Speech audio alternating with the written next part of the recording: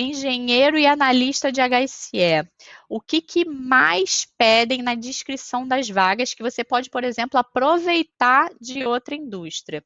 Fiz um compilado das últimas vagas que eu andei vendo no LinkedIn, o que pediam para engenheiros e analistas de segurança e meio ambiente, e são coisas que você pode trazer da sua experiência.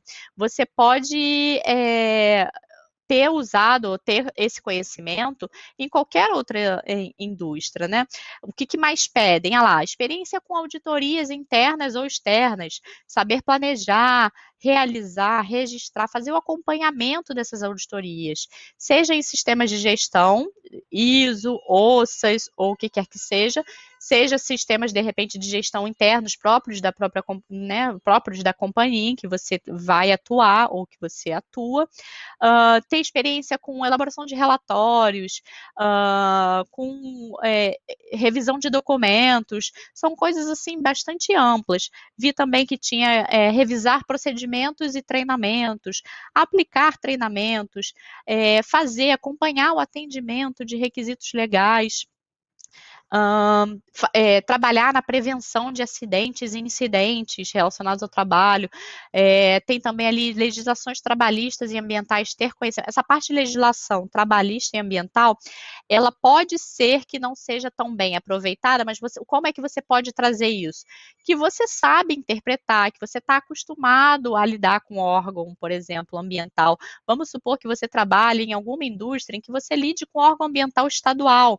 Não tem tanta diferença com o órgão ambiental federal. Então, você dizer que você consegue estabelecer, você estabelece boa relação, você tem boa relação com o órgão regulador e que você tem experiência, por exemplo, com atendimento à legislação ambiental, processo de licenciamento, licenciamento ambiental estadual, pode ser muito útil, porque o processo é parecido para licenciamento federal, é um outro órgão regulador, mas o procedimento é mais ou menos o mesmo.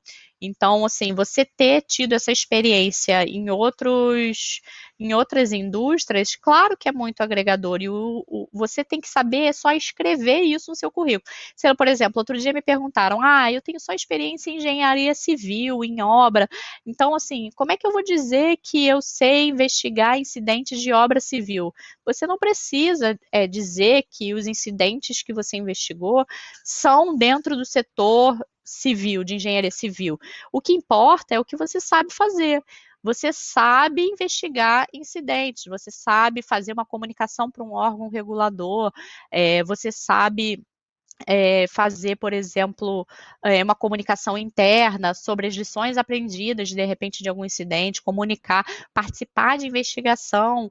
Se você já teve experiência com investigação de acidentes ou incidentes de alto potencial, isso é muito importante para a indústria de óleo e gás, porque a gente tenta, né, ter ali sempre controlado todos os quase acidentes para que não se transformem em acidentes, mas quando se tem um acidente realmente substancial, você precisa ter alguma experiência para saber investigar, para participar de uma comissão de investigação, para poder conseguir conduzir essa tarefa de repente, comunicar ao órgão regulador, participar da investigação e realmente encontrar a causa raiz, trabalhar nos resultados dessa investigação para que ele não aconteça de novo, divulgar as lições aprendidas internamente na companhia para que aquele evento não aconteça novamente. Então, isso tudo, se você tem experiência, você pode trazer isso para dentro do seu currículo. Você pode dizer, olha, eu tenho experiência, por exemplo, com planos de emergência.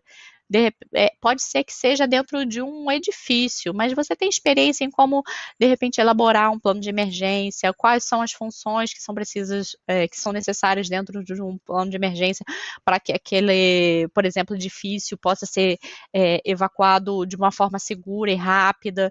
Todas essas experiências são aproveitáveis. Treinamentos, poxa, não conheço um profissional de segurança e meio ambiente que não tenha realizado um treinamento. Então, isso tudo pode entrar no seu currículo. Gestão de resíduos. A gente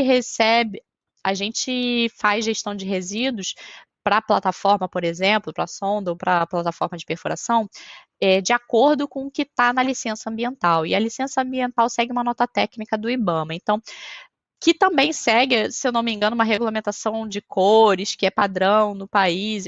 Eu não entro muito em detalhe, porque uma coisa é que eu não sou boa, eu não decoro as coisas. Os materiais estão ali para a gente consultar, eu sei exatamente onde consultar. Então, não precisa decorar nada, você precisa conhecer, entender, saber de onde vem. Gestão de resíduos, ela é definida no PCP da licença ambiental. PCP é o programa de plano de controle, programa ou plano, nunca sei bem, de controle da poluição. Então, lá vai ter o que a gente faz com resíduo, com efluente, quais as normas que a gente é obrigado a seguir, como a gente vai fazer isso. Isso faz parte da licença ambiental, é uma condicionante da licença em que a gente tem que monitorar esses resíduos, fazer a gestão deles e passar toda a informação para o órgão ambiental, né? Então, assim, todas essas coisas que eu falei para vocês, você também pode fazer em outras indústrias. A única diferença é que na indústria de óleo e gás, o risco a que a gente está exposto e a que os outros profissionais são expostos é muito grande. Então, você tem que saber lidar com riscos de alto potencial, né? Na verdade, com riscos, com muitos riscos e riscos com potencial de acidente muito grande, né? Na parte ambiental, a gente vê, por exemplo, os técnicos de segurança do trabalho. O que eu peguei das vagas que tinham disponíveis era que eles normalmente trabalham, são necessários desenvolver atividades de controle de riscos, higiene do trabalho, ergonomia, eu vejo muito isso, proteção contra incêndio, eu vejo muito, por exemplo, ter experiência com controle de extintores, auditorias, novamente, assim como o engenheiro, também é muito importante saber auditar perante as regulamentações, perante aos regimentos internos também. Saber investigar acidentes, né, e comunicar um acidente.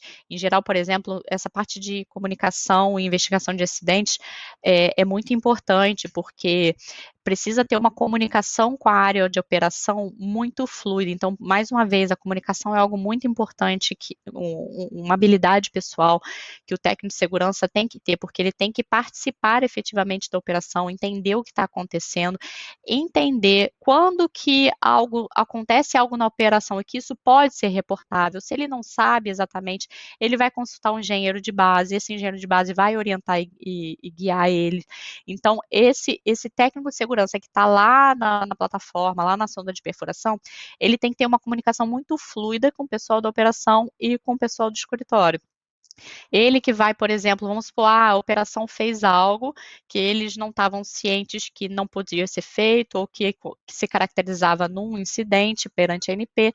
Então, aí esse técnico de segurança, ele vai avisar o pessoal de operações e vai trabalhar junto com o pessoal de operação para elaborar a comunicação de incidentes, enviar para o escritório vai revisar isso tudo, passar pela aprovação normalmente de jurídico ou de um superior da própria equipe de perfuração, para depois poder comunicar a ANP. Se é um incidente muito grave, a gente tem 4 horas para comunicar. Então, imagina, você tem que ter uma comunicação fluida, você tem que trabalhar muito bem em equipe. Por isso que essas são habilidades sempre muito exigidas para o técnico de segurança e para o engenheiro também, mas muito mais para o técnico de segurança, porque ele está ali, né, no campo de ação.